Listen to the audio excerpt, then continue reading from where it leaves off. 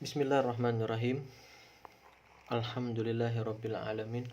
Wassalatu wassalamu ala sayyidil mursalin sayyidina Muhammadin wa ala alihi wa sahbihi ajma'in. Amma ba'du. Oke, alhamdulillah hari ini kita di pertemuan ketiga di mata kuliah evaluasi pembelajaran di MTS dan MA. Mungkin minggu lalu kita flashback sedikit terkait pertemuan minggu lalu. Kita membahas masalah pengukuran, penilaian, dan evaluasi secara umum. Dan saya yakin kalian juga sudah paham yang mana itu pengukuran, apa itu penilaian, dan apa itu evaluasi. Jadi di dalam sebuah evaluasi, khususnya evaluasi pembelajaran, itu evaluasi secara umum dulu ya. Jadi dalam evaluasi pembelajaran itu tidak terlepas dari yang namanya pengukuran dan penilaian. Jadi dalam proses evaluasi pembelajaran itu ada yang namanya pengukuran dan ada yang penilaian. Kalau pengukuran itu bersifat kuantitatif, angka, yang mana pengukuran itu pasti menggunakan alat ukur, yaitu bisa berupa tes dan non-tes. Begitu juga penilaian. Jadi setelah hasil pengukuran, maka dilakukanlah sebuah penilaian. Nah, ini disebut dengan proses evaluasi pembelajaran. Nah, selanjutnya kita akan masuk ke materi berikutnya di pertemuan ketiga di mata kuliah evaluasi pembelajaran ini. Yang pertama, apa tujuan dilakukannya evaluasi pembelajaran? Yang kedua, fungsi dilakukan evaluasi pembelajaran itu untuk apa? Yang ketiga, apa prinsip dalam melakukan evaluasi pembelajaran? Prinsip apa yang harus diperpegangi guru dalam melakukan evaluasi pembelajaran? Dan yang terakhir, apa saja sih ruang lingkup yang dipelajari di dalam evaluasi pembelajaran itu? Jadi ada 4 hal yang kita pelajari hari ini, yaitu terkait apa tujuan dilakukannya evaluasi pembelajaran. Yang kedua, apa fungsi dilakukannya evaluasi pembelajaran, apa saja prinsip-prinsip yang harus diperpegangi guru dalam melakukan evaluasi pembelajaran, kemudian apa saja sih ruang lingkup yang ada dalam evaluasi pembelajaran. Nah, jadi indikator atau tujuan pembelajaran perkuliahan kita hari ini, kalian bisa memahami tujuan, fungsi, prinsip, dan ruang lingkup evaluasi pembelajaran itu. Jadi setelah kalian mengikuti perkuliahan ini, kalian paham apa itu tujuan dilakukannya evaluasi pembelajaran, apa saja fungsi evaluasi pembelajaran, kemudian prinsip apa yang harus diperpegangi dalam evaluasi pembelajaran, dan ruang lingkup apa saja yang dibahas dalam evaluasi pembelajaran. Oke, jadi ini ada 4 hal yang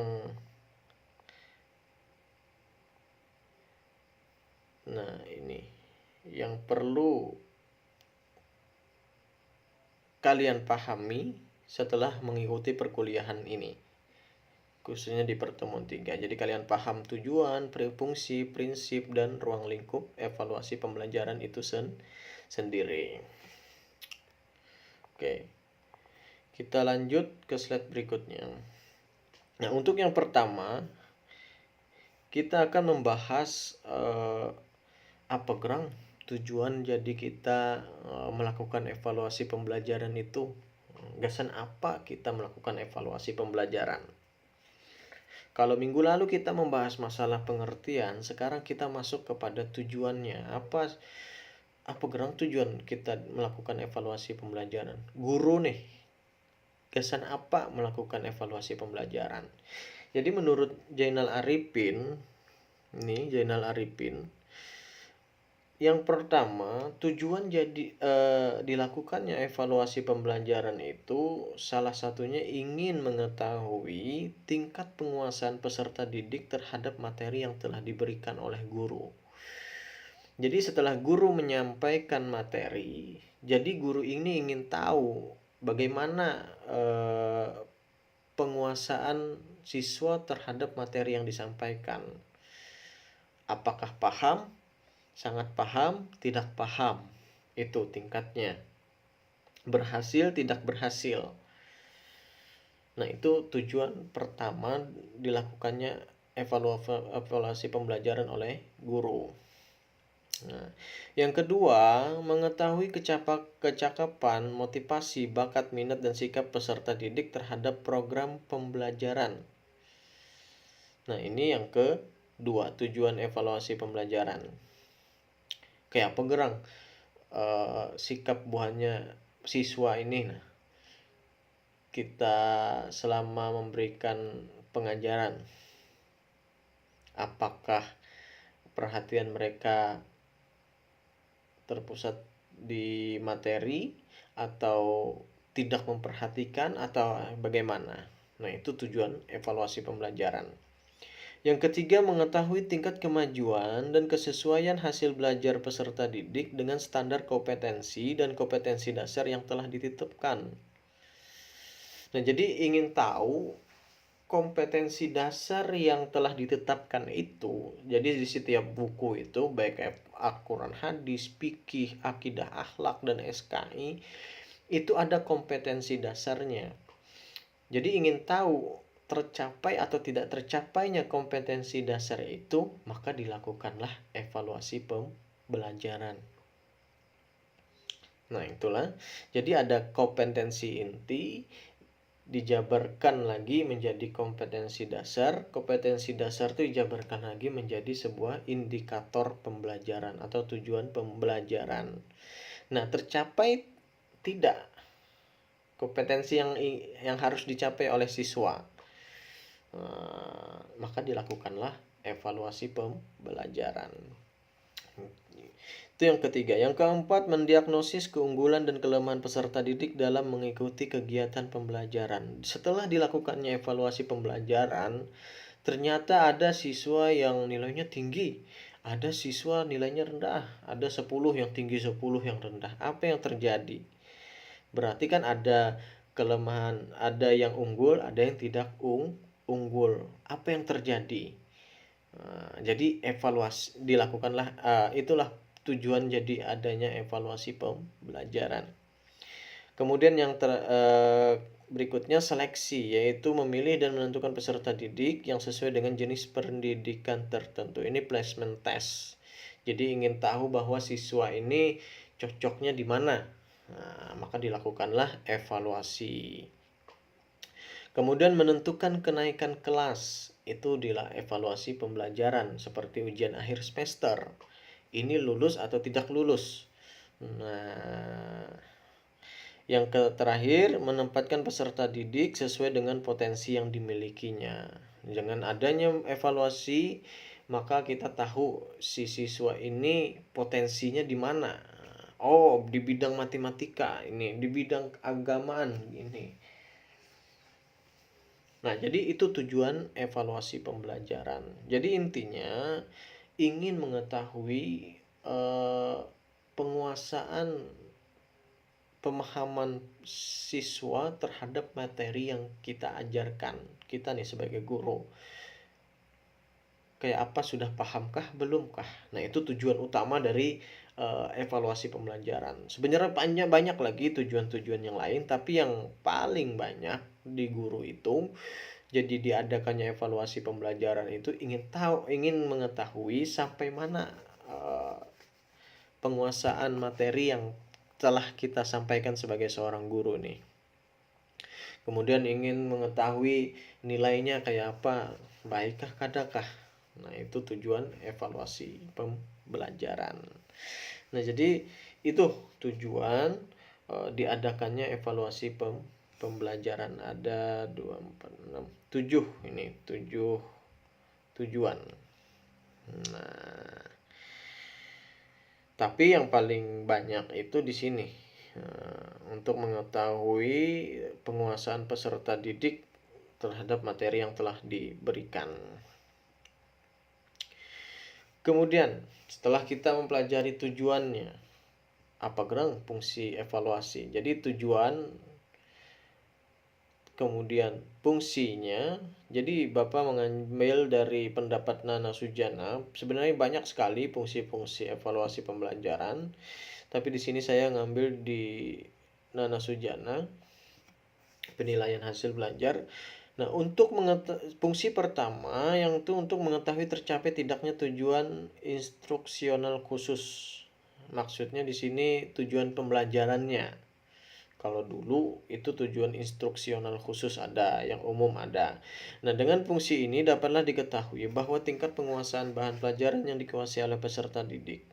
Dengan kata lain, dapat diketahui bahwa hasil belajar peserta didik itu tersebut baik atau tidak baik. Nah, ini fungsi evaluasi pembelajaran.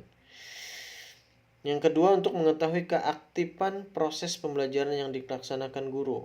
Rendahnya capaian hasil belajar yang diperoleh peserta didik tidak semata-mata disebabkan oleh ketidakmampuan peserta didik itu sendiri, tetapi boleh jadi karena guru yang kurang bagus dalam mengajar. Dengan penilaian yang dilakukan akan dapat diketahui apakah hasil belajar itu karena kemampuan peserta didik atau juga karena faktor guru. Selain itu, dengan penilaian tersebut dapat menilai guru itu sendiri dan hasilnya dapat dijadikan sebagai bahan dalam perbaikan tindakan mengajar berikutnya. Ini fungsi evaluasi bagi guru. Jadi dalam satu kelas misalnya kita lakukan evaluasi pembelajaran yang mana ada pengukuran dan penilaian. Ternyata dalam satu kelas itu terdapat 20 siswa. Hampir 15 siswa itu nilainya rendah semuanya atau di bawah KKM misalnya nih. Nah, itu bisa jadi bukan peserta didiknya yang salah. Mungkin saja guru yang waktu itu menyampaikan materinya.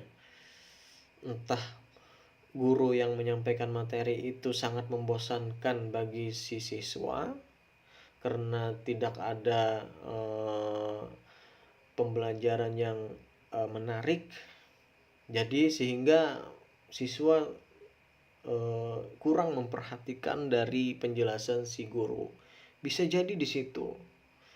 Nah, ini fungsi evaluasi pembelajaran, ingin tahu apa yang terjadi. Nah, dengan adanya hasil ini jadi bahan perbaikan untuk selanjutnya, untuk memperbaiki tindakan mengajar berikutnya. Jadi begitu ya, ini fungsi evaluasi pembelajaran. Yang pertama tadi ingin tahu tercapai atau tidak tercapainya kompetensi dasar atau tujuan pembelajaran itu. Yang kedua, ingin melihat keaktifan dalam proses pembelajaran. Apa yang terjadi misalnya dalam satu kelas tadi yang saya sampaikan, bisa saja itu terjadi karena guru yang kurang berinovasi dan kurang kreatif dalam menyampaikan materi. Maka inilah fungsi evaluasi pembelajaran. Nah, kemudian yang ketiga itu prinsip evaluasi pembelajaran. Tadi kita sudah mempelajari tujuan. Hendak tahu nih penguasaan siswa terhadap materi kita kayak apa. Fungsinya, untuk tahu nih apa yang terjadi. Apakah pembelajaran kita yang kurang atau alat yang kita gunakan salah. Nah, yang ketiga, prinsip yang harus diperpegangi oleh guru dalam melakukan evaluasi pembelajaran. Yang pertama itu kontinuitas ini.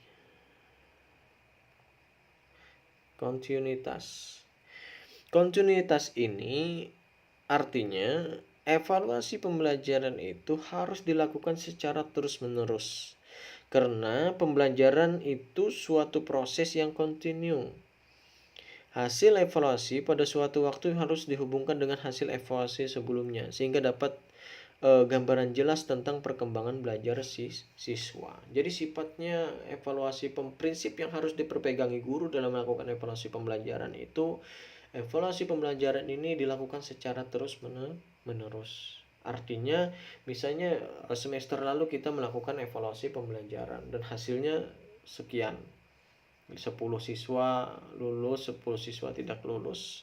Kemudian semester berikutnya kita lakukan evaluasi pembelajaran lagi, ternyata yang tidak lulus hanya 3, yang 17-nya lulus. Nah, berarti kan ada perbandingan nih antara pembelajaran kita sebelumnya dengan pembelajaran yang sekarang itu mengalami peningkatan. Jadi ada dapat gambaran perkembangan belajar siswa. Nah, itu yang pertama yang harus diperpegangi oleh guru dalam melakukan evaluasi pembelajaran. Evaluasi itu dilakukan secara terus-menerus, tidak satu kali aja. Dan bahannya itu jangan tak sekali evaluasi pembelajaran itu aja sudah kerja lagi. Nah, jangan. Jadi data yang dulu itu dapat menjadi sebuah perbandingan dengan yang sekarang. Nah, itu continue artinya. Yang kedua itu komprehensif. Ini komprehensif. Komprehensif itu artinya evaluasi itu harus dilakukan secara menyeluruh, baik kognitif, afektif, dan psikomotorik. Nah, jadi ada 3 aspek yang harus dicapai, yang dilakukan evaluasi. Bukan hanya kognitifnya saja, bukan hanya afektifnya saja, bukan psikomotoriknya saja, tapi ketiga-tiganya harus dilakukan evaluasi pembelajaran. Terkadang guru itu lebih di kognitifnya saja, pengetahuannya aja. Sedangkan afektif dan psikomotorik itu jarang sekali dilakukan. Padahal prinsip dalam melakukan evaluasi pembelajaran itu komprehensif. Artinya secara menyeluruh, bukan satu bagian saja. Baik itu pengetahuan, sikap, dan keterampilannya. Kognitif nih misalnya pengetahuan mereka tentang syarat sholat. Afektif ini sikap mereka melaksanakan sholat atau tidak. Yang psikomotorik bagaimana gerak-gerik mereka dalam melakukan sholat. Fi'liyah, af'al dalam sholat itu pas atau tidak. Nah, itu harus secara menyeluruh. Bukan hanya tahu syarat sahnya aja, bukan ini aja, tapi dilakukan afektifnya, sikapnya, kemudian keterampilan mereka dalam melakukan sholat. Yang ketiga, adil dan objektif. Nah, evaluasi harus dilakukan secara objektif, adil, berdasarkan kenyataan. Ini yang ketiga. Tidak berdasarkan apa adanya saja. Kalau siswa ini tidak dapat rendah, ya rendah aja nilainya. Berdasarkan kenyataan, adil dan objektif. Nah, yang keempat, kooperatif. Jadi evaluasi pembelajaran itu dilakukan bekerja sama dengan orang tua, misalnya orang tua siswa, sesama guru, kepala sekolah, dan siswa itu sendiri. Jadi saling berkooperatif antara orang tua siswa misalnya bagaimana, kemudian sesama guru, kepala sekolah, dan siswa itu sendiri.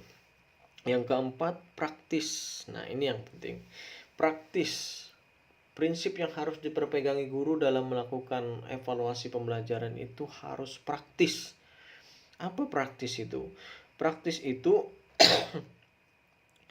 dilakukan evaluasi pembelajaran itu mudah digunakan. Bahasa dan petunjuk soal yang perlu diperhatikan. Jadi soal itu sebisa mungkin bahasanya yang dapat dipahami oleh siswa. Misalnya SD, SMP, SMA itu kan beda-beda. SMP, oke lah kita menggunakan bahasa-bahasa yang ilmiah. SMA sama, apalagi mahasiswa. Kalau SD tidak mungkin kita menggunakan kata-kata yang kontinuitas, dinamis, dan lain-lainnya. Nah, jadi kesederhanaan dalam bahasa itu sangat penting dalam evaluasi pembelajaran, dan petunjuk soalnya itu begini, dijelaskan. Nah, ini prinsip-prinsip yang harus diperpegangi guru dalam melakukan evaluasi pembelajaran. Yang pertama, kontinuitas, secara terus-menerus dilakukan evaluasi pembelajaran. Yang kedua, komprehensif, secara menyeluruh. Yang ketiga, kooperatif. Yang keempat, praktis penggunaannya. Nah, ini 4 prinsip yang harus diperpegangi oleh guru. Ada juga Ari Kunto menyatakan prinsip-prinsip umum seperti kontinuitas, keberhasilan, adil, dan kooperatif dan praktis sama. Jadi ini prinsip yang harus diperpegangi guru dalam melakukan evaluasi pembelajaran ya. 4 ini. Nah, secara terus-menerus, secara menyeluruh, harus adil dan objektif, kemudian harus kooperatif, kemudian harus praktis. Nah, ini prinsip evaluasi pembelajaran. Nah, kemudian ruang lingkup evaluasi pembelajaran. Tadi tujuan, fungsi, dan prinsip. Selanjutnya kita masuk ke ruang lingkup evaluasi pembelajaran. Jadi ruang lingkup itu artinya cakupan atau batasan dalam evaluasi pembelajaran itu apa aja. Nah, jadi dalam proses evaluasi pembelajaran itu ada 4 macam, ada 4 yang dibahas dalam evaluasi pembelajaran ini. Yang pertama, perspektif domain hasil belajar terdiri dari kognitif, afektif, dan psikomotorik. Nah, ini ranahnya. Jadi ruang lingkup evaluasi pembelajaran ini dalam perspektif domain hasil belajar ini kan ada 3 macam nih menurut Benjamin S. Bloom. Yang pertama kognitif, afektif, dan psikomotorik. Nah, ini hal yang pertama. Domain belajarnya, objek dalam melakukan evaluasi pembelajaran itu, apa yang diukur. Yang pertama kognitifnya, yang kedua afektifnya, yang ketiga psikomotoriknya. Jadi dalam kognitif itu ada jenjang kemampuan. Yang pertama knowledge, pengetahuan siswa, kemudian pemahaman, yang ketiga penerapan, yang keempat analisis, yang kelima sintesis, dan keenam evaluasi. Itu tingkatan dalam kognitif. Jadi semakin tinggi jenjangnya semakin susah. Misalnya pengetahuan, kemudian yang kedua pemahaman, jenjang yang lebih tinggi lagi. Jenjang yang tinggi lagi penerapan, aplikasi. Yang keempat analisis. Yang kelima misalnya sintesis. Yang keenam evaluasi. Jadi paling tinggi itu evaluasi. Biasanya ini soal tingkat atau jenjang kemampuan di tingkat evaluasi ini di taraf mahasiswa dan SMA. Perguruan tinggi dengan SMA. Sedangkan sintesis, analisis, dan lain-lainnya itu di jenjang misalnya ada SMP, SD. Nah, kalau pengetahuan itu. Dan ada juga secara keseluruhan jenjangnya. Kemudian yang kedua, domain afektif. Afektif ini ada 4 tingkatan. Yang pertama, receiving, kemauan menerima. Yang kedua, kemauan menanggap atau menjawab, responding. Yang ketiga, menilai, valuing. Yang keempat, organization. Nah, ini di domain afektif sikap. Nah, yang ketiga psikomotorik. Nah, psikomotorik ini ada beberapa jenjang juga terkait masalah ini. Yang pertama gerakannya bagaimana, muscular or motor skill. Yang kedua manipulation of material of object, seperti mereparasi, menyusun, membersihkan, menggeser, memindah, membentuk. Kemudian ada mengamati. Yang ketiga ini mengamati dan menghubungkan, menggandeng, memadukan, memasang, memotong, menarik, dan menggunakan. Nah, 3 aspek ini yang ruang lingkup pertama dalam perspektif domain hasil belajar atau objek dari hasil belajar itu. Jadi ada kognitif dengan 6 tingkat jenjang kemampuannya, kemudian afektif dengan 4 jenjang kemampuannya, yang psikomotorik ada 3 jenjang kemampuannya.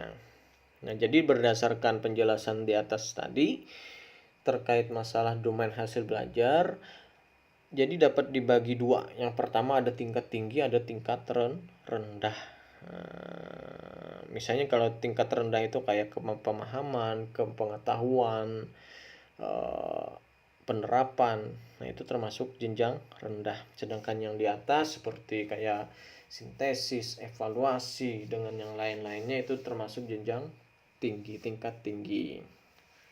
Tingkat tinggi itu ya berpikir kritis dan kreatif. Nah, itu ruang lingkup evaluasi pembelajaran.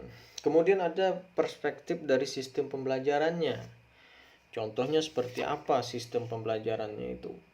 Kayak program, tujuan pembelajarannya apa aja, isi materinya, metodenya, medianya, sumbernya, sumber belajarnya kayak apa. Nah, jadi proses yang kedua ini itu bisa melewati dari kegiatannya, gurunya, peserta didiknya. Nah, ini ruang lingkup evaluasi pembelajaran juga dari sistem pembelajarannya. Kemudian yang ketiga ada penilaian proses dan hasil belajar. Nah, ini dari sikap siswa itu bagaimana, pengetahuannya, kecerdasannya, dan lain-lainnya. Yang keempat itu penilaian berbasis kelas, KD, kompetensi dasarnya bagaimana.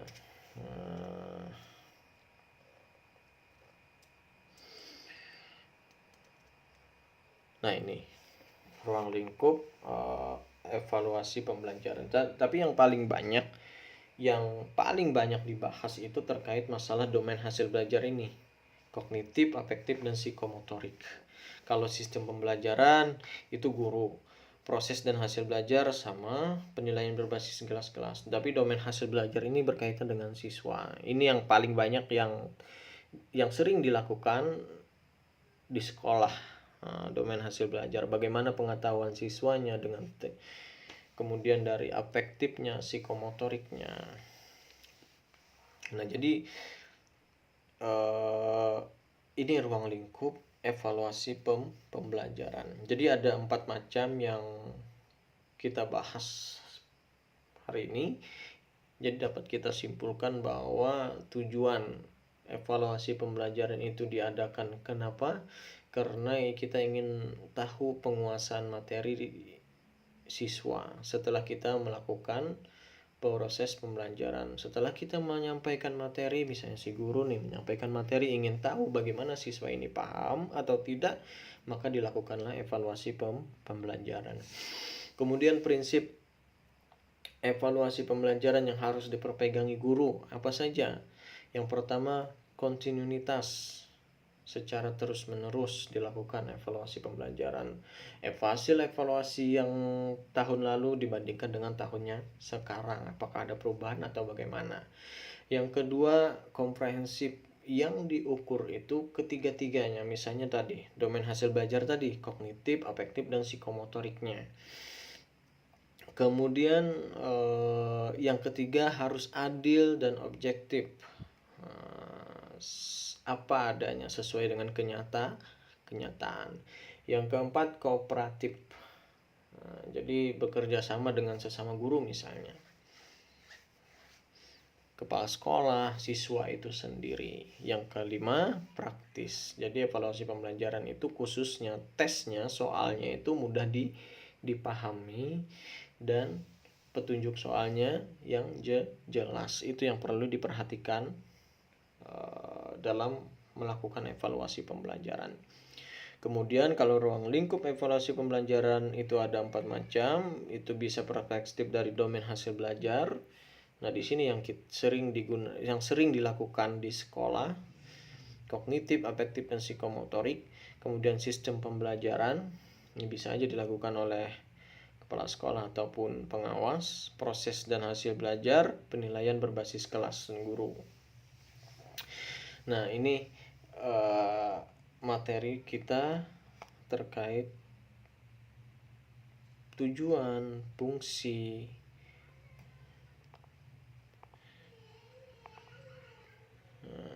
prinsip dan ruang lingkup evaluasi pembelajaran. Mungkin sampai di sini dulu yang dapat saya sampaikan. Mudah-mudahan dapat dipahami. Terima kasih.